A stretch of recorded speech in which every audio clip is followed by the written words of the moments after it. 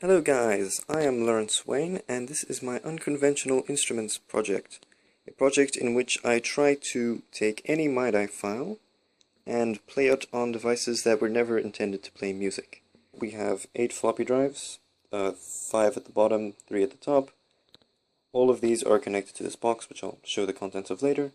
I have 2 hard drives, 2 old hard drives, which with the cap removed and wires soldered onto the coils. And here I have a 3D printer. It's pretty much unmodified. It is unmodified. There's just a USB cable and power cable going down there. The control board's running stock firmware.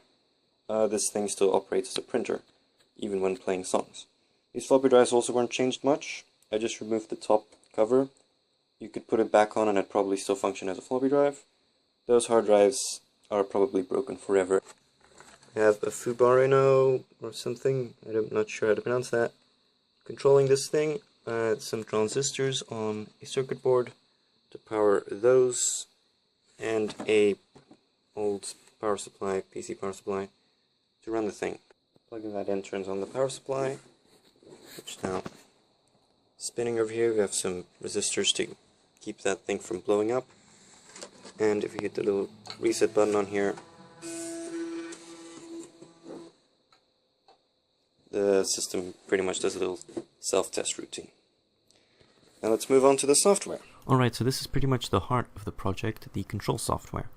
So firstly, you need to load a song to read. So I'm just going to load this one. These are just standard MIDI files you can find on the internet. And you can see all the notes that that song has in the middle here. Now the different colors correspond to the different channels, which you can see at the top left over here. You have all these different options to map them and to modify them slightly. So what we're going to do is we're going to play this one on the printer, the 3D printer. I'll explain the mappings in a bit more detail later. And then maybe you can find the purple track, for example, map that to floppies. And then we click the reload button. It'll basically take only the notes that are relevant and show them to you.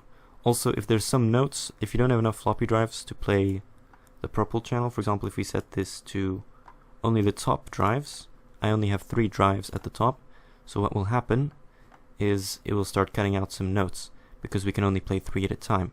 So what we have here is filter modes, and if we set it to max 3 or max 1 or max 2, it will try to find a more optimal situation for the notes. So what max 3 does is it will take the leftmost note, the rightmost note, and the middlemost note from any set of notes playing at a time and play only those. So if we save that configuration and we reload, you'll see some of these notes have shifted to allow for a more optimal playing thing.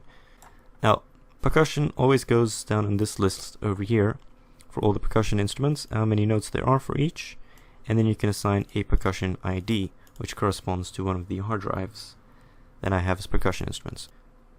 The instruments and stuff are currently loaded in these CSV files, so nothing is hard-coded here.